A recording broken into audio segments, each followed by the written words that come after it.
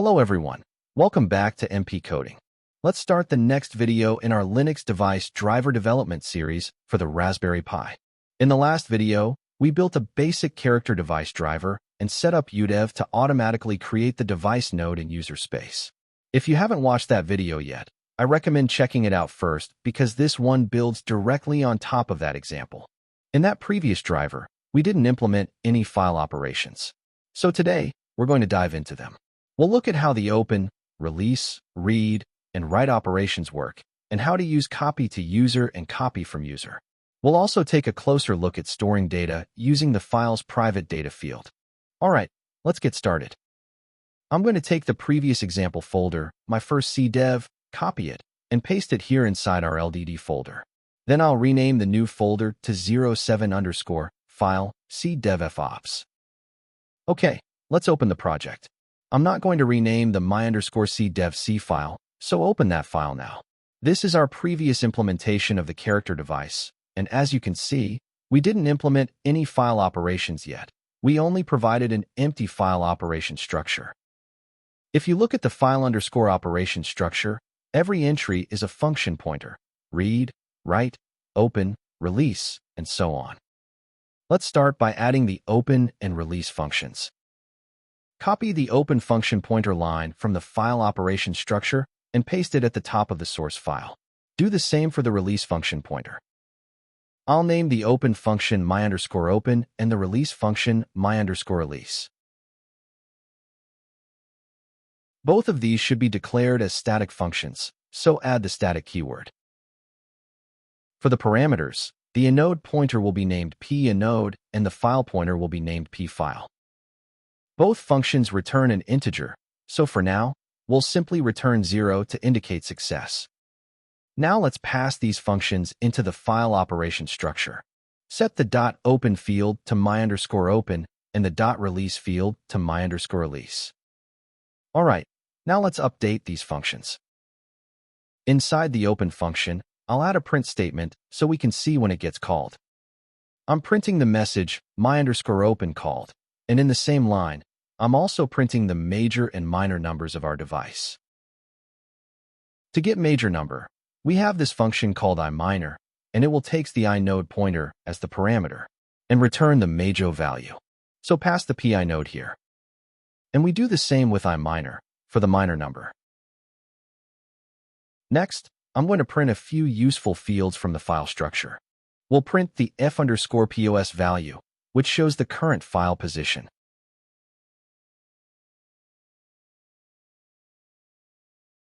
Then the f_mode, which tells us how this file was opened, read, write, or both.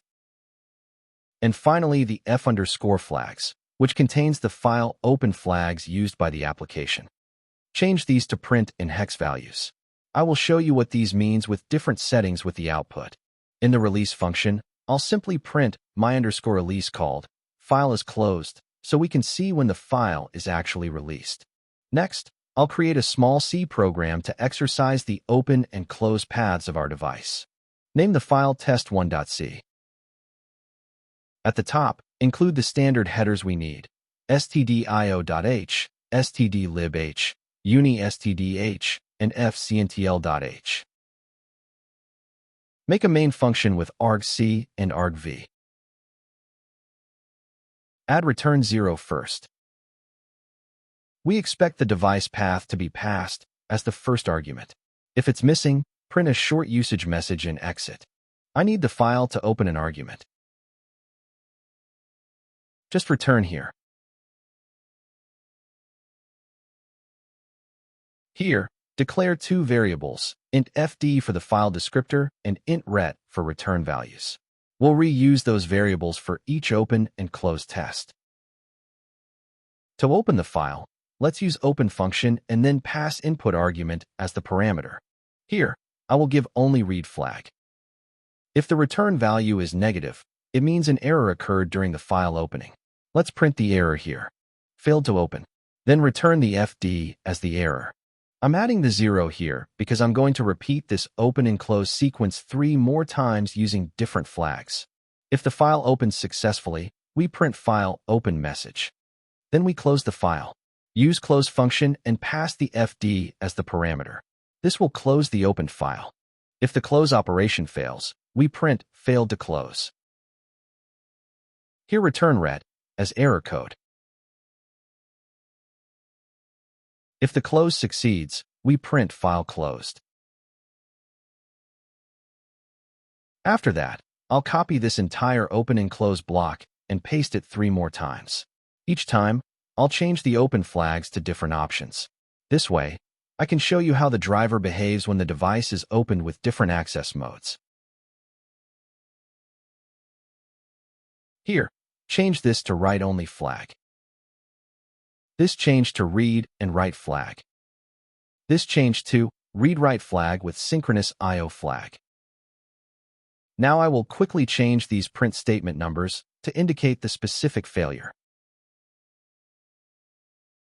Okay, let's build the test program and check if there are any errors. First, cd into the project directory. Then type gcc test01.c and press enter. You can see that the program builds successfully and an a.out file is created. Now let's build the kernel module. Type make and hit enter.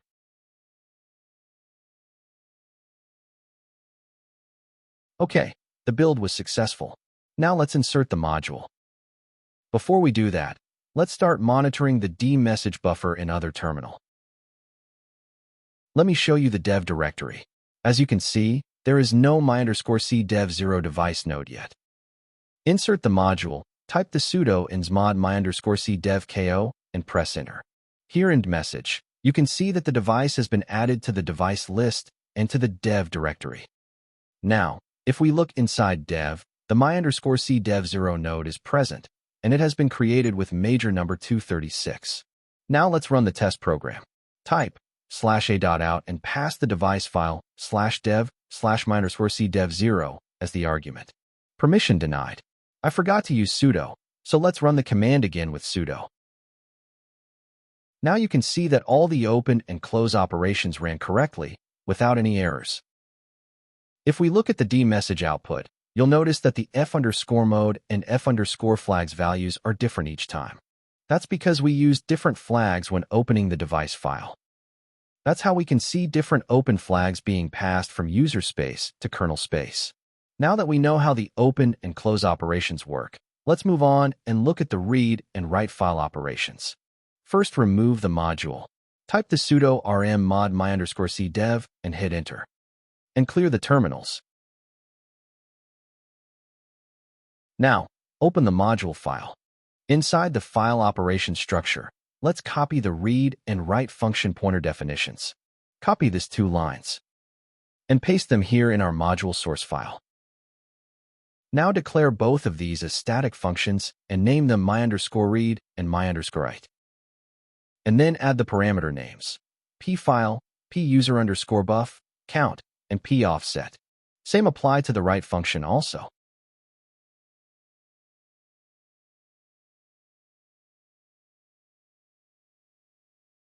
Okay, let's start editing the read file operation.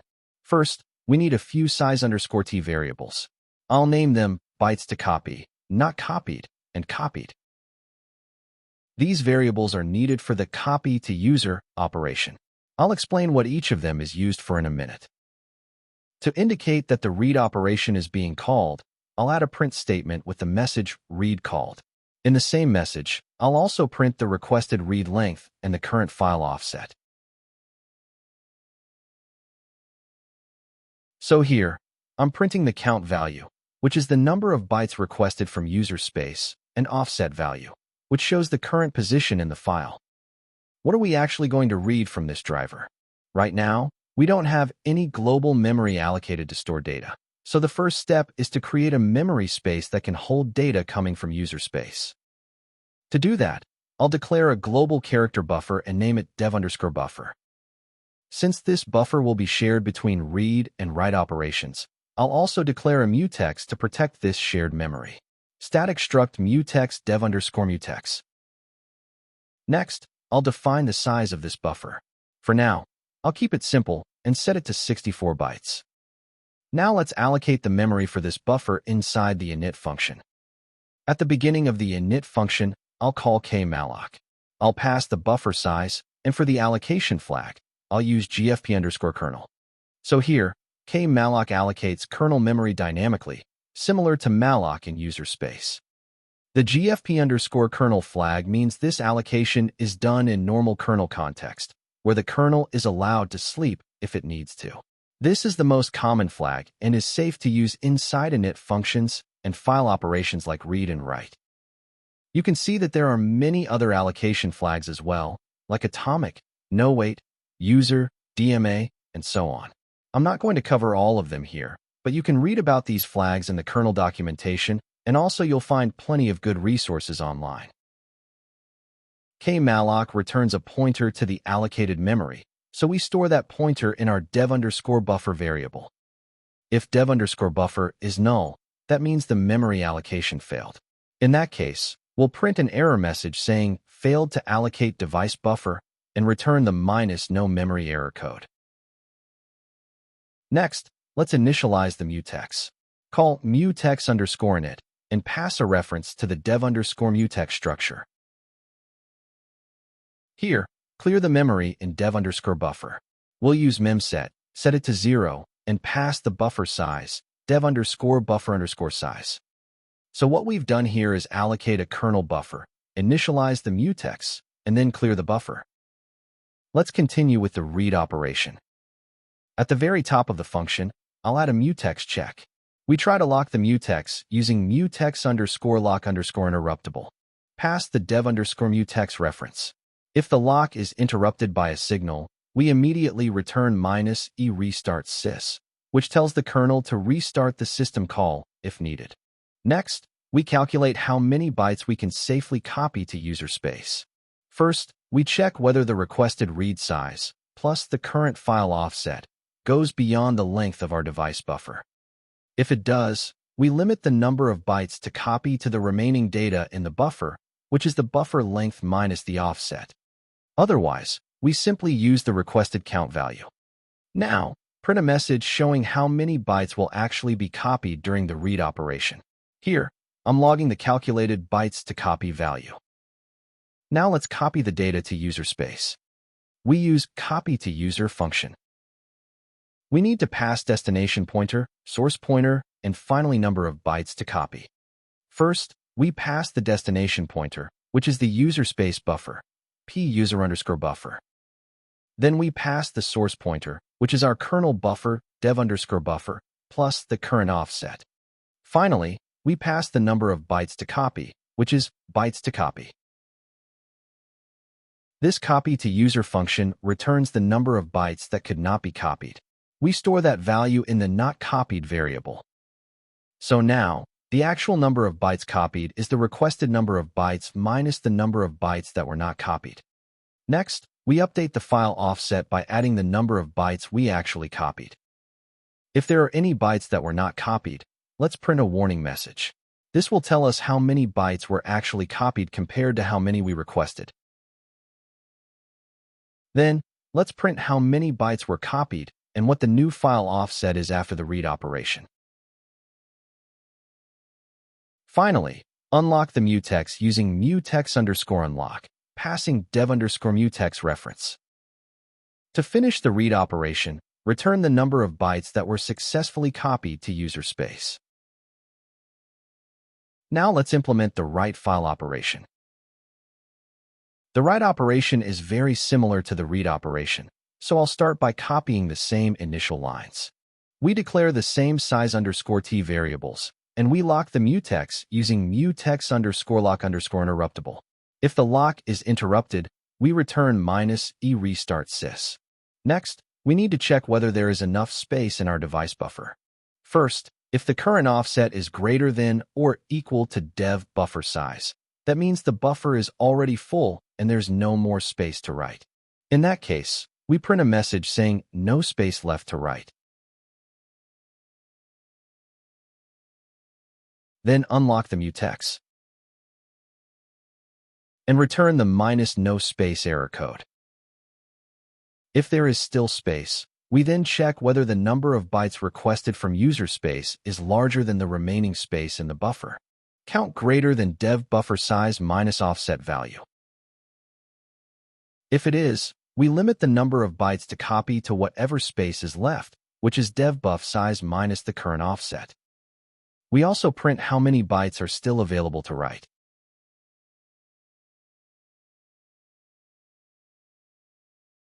Otherwise, if the requested size fits completely, we simply set bytes to copy equal to count and print how many bytes we're about to write.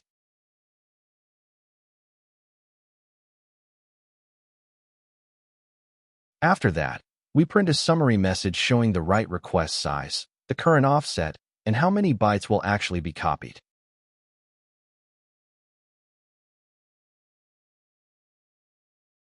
Now let's copy the data from user space into the kernel space using copy from user. This copy from user function returns the bytes value that are not copied. So not copied equal copy from user. First parameter is the destination is our kernel buffer, which is dev buffer, plus add the offset to start at the current offset. Next, we need to pass the source pointer, which is user buffer. Finally, pass the bytes length that needs to copy from user, which is bytes to copy. We subtract not copied from bytes to copy to get the number of bytes that were successfully written. If some bytes were not copied, we print a warning message showing how many bytes were copied versus how many were requested.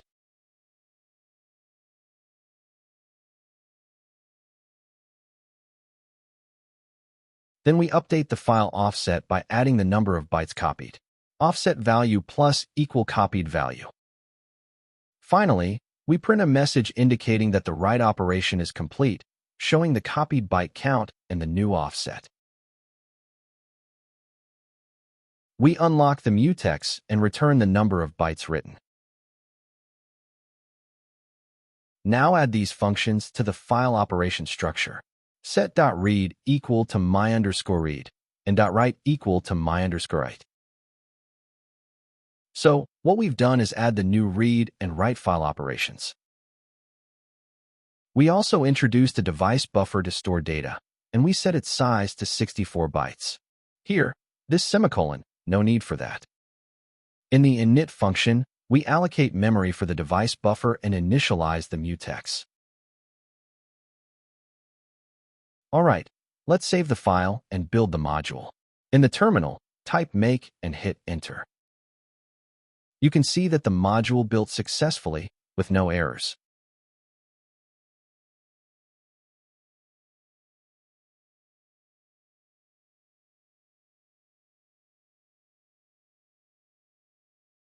Now, in this terminal, I'll start monitoring the dmesg buffer.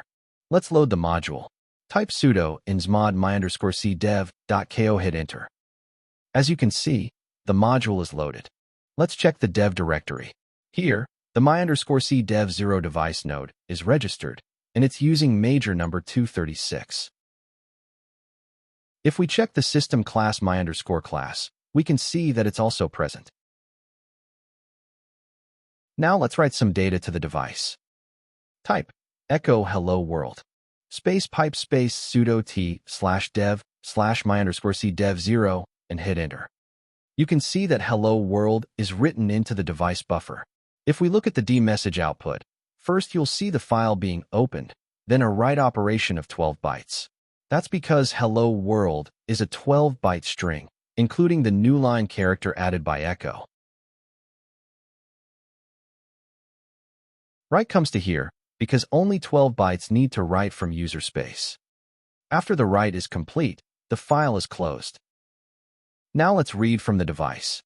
Type sudo cat/dev/my_cdev0 and hit enter. Here you can see hello world being read back from the device buffer that we wrote earlier. If we look closely at the dmesg output, you'll notice something interesting.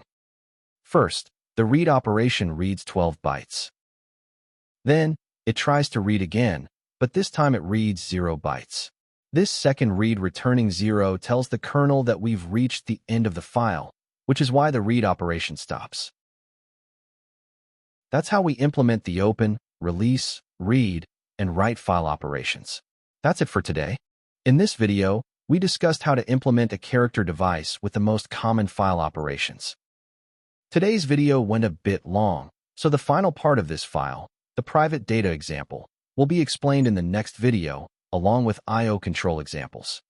Thanks for watching. I'll see you in the next video. Don't forget to like, share, and subscribe.